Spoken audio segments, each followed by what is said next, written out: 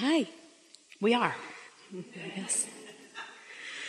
2 weeks ago today, I was in the hot seat in Philadelphia. I was the one putting the engines on this side of the train. I was actually in tears because I was afraid I wasn't going to get my answer. And I got my answer. And the rest of the seminar was directed exactly at me. And I listen to you all the time, so I'm hearing you differently now. And I'm hearing new words that aren't new, but they're new. Like intent and focus and deliberate and thought. Aren't those good feeling words? They are. Because deliberate means not an engine this way and an engine this way, just one this way. Focused, not an engine this way and an engine this way, just an engine this way. It's something that you can do easily.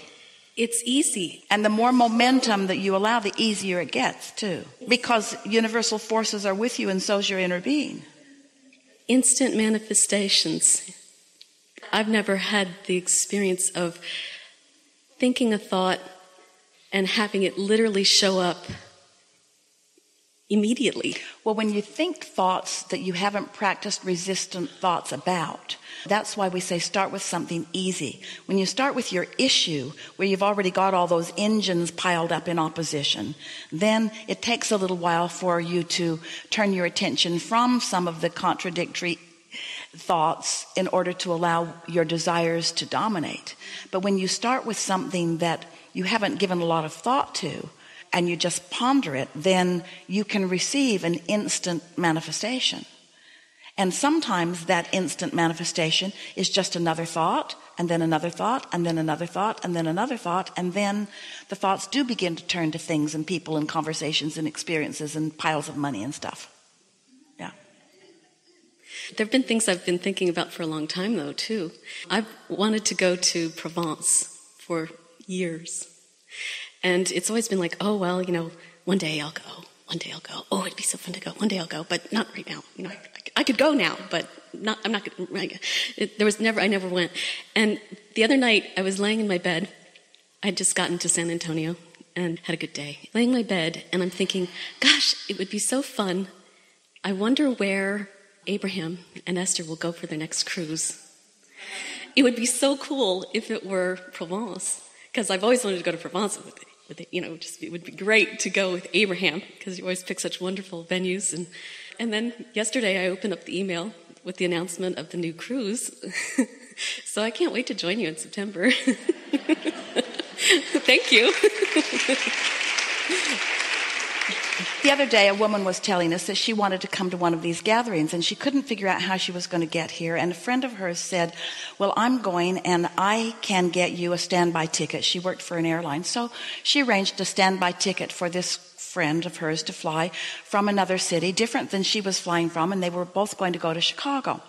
And so she got to the airport with her standby ticket, and her friend had pre-paved it for her in a way that she was able to go right through the TSA clearing with great ease. And when she got to the gate, she was not allowed on the flight. The flight was full, so she couldn't get on.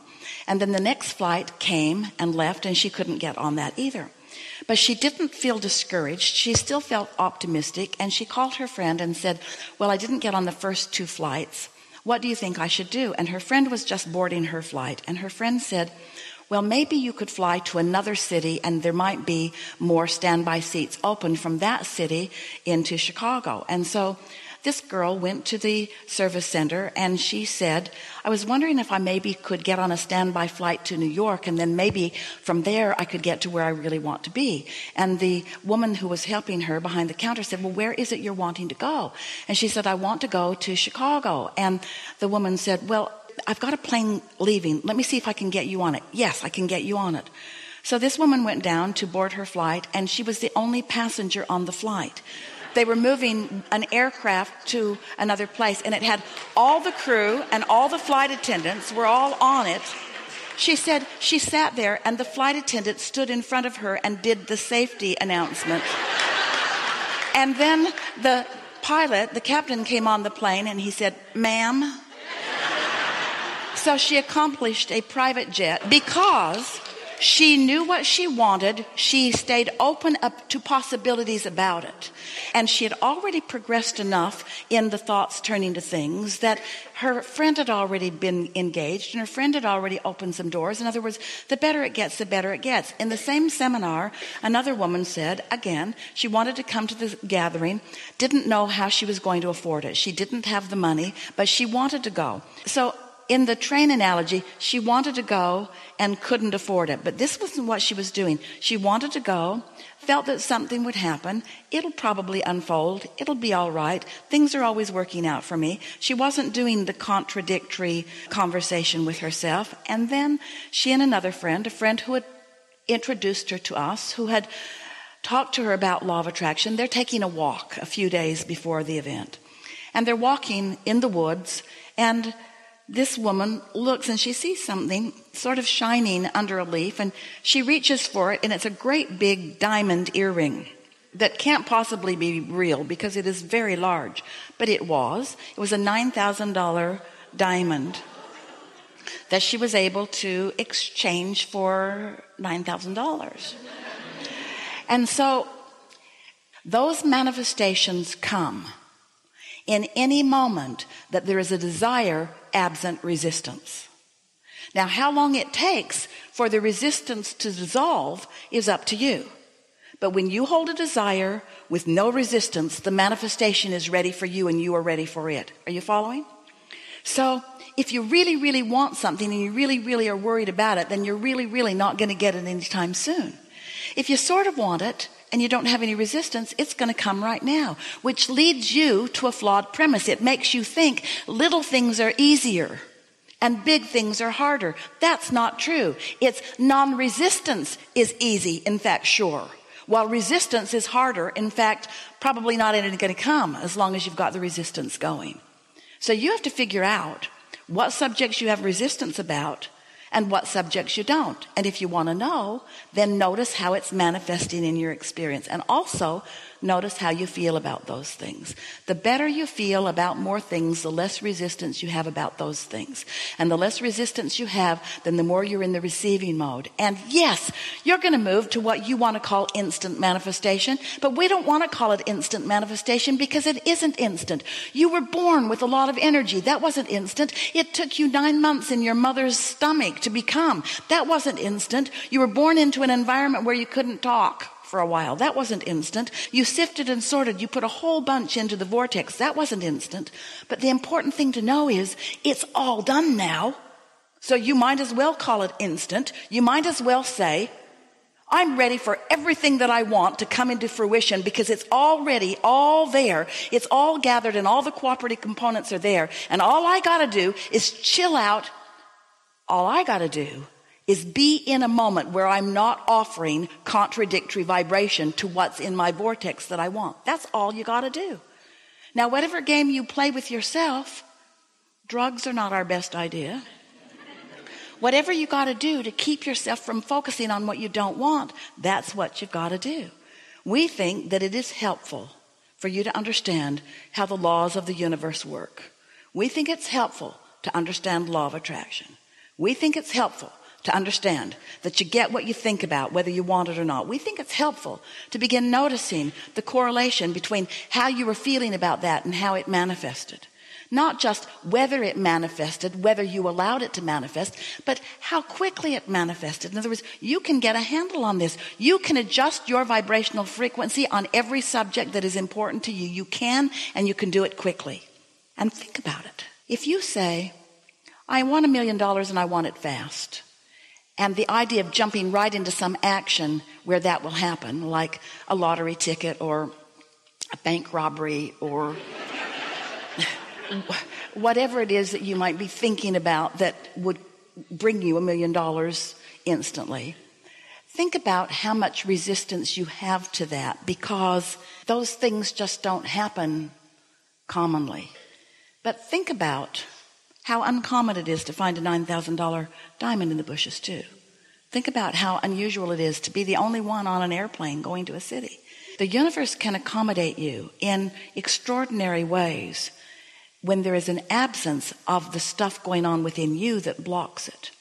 So when we say to you, that your inner being knows where you want to be in terms of everything, and knows where you stand in terms of what you're allowing to manifest in relationship to where you want to be, and knows the perfect path of least resistance to call you from where you are to where you want to be.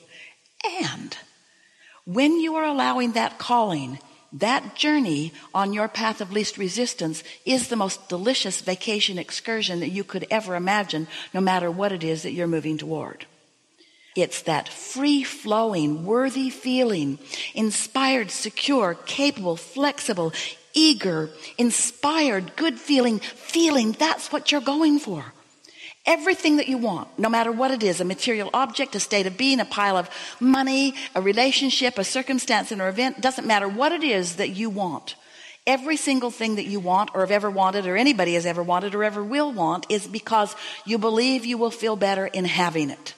If we can convince you to feel better in the thought of it without the action having of it, if you can take your satisfaction from lining up with what's in the vortex just for a little while, those manifestations will come. And when they begin coming, you know what? You're going to come away from them coming with two important things that you now understand. I can be or do or have anything is one of the things. I can have these things. I can be these things. I can do these things. I can accomplish these manifestations. That's a very big thing that's going to happen to you. You're going to trust in your ability to do whatever it is that you want to do. And soon. That's one thing. But the other thing that you're going to discover is that it was the way to it that was the juice of life. And the good news is, the really good news is, our favorite good news is that there's always another. You're never going to get it done. You're never going to get it done. You're never going to get it done, and you can't get it wrong. And the reason you can't get it wrong is because you're never going to get it done. And so each of those manifestations that you think you want is just the precursor for the next and the next and the next and the next and the next. In other words, you think you want 4 seasons till you've had snow.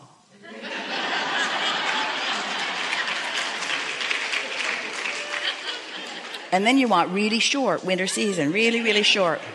One day, like a day of winter. Maybe I could just fly in somewhere.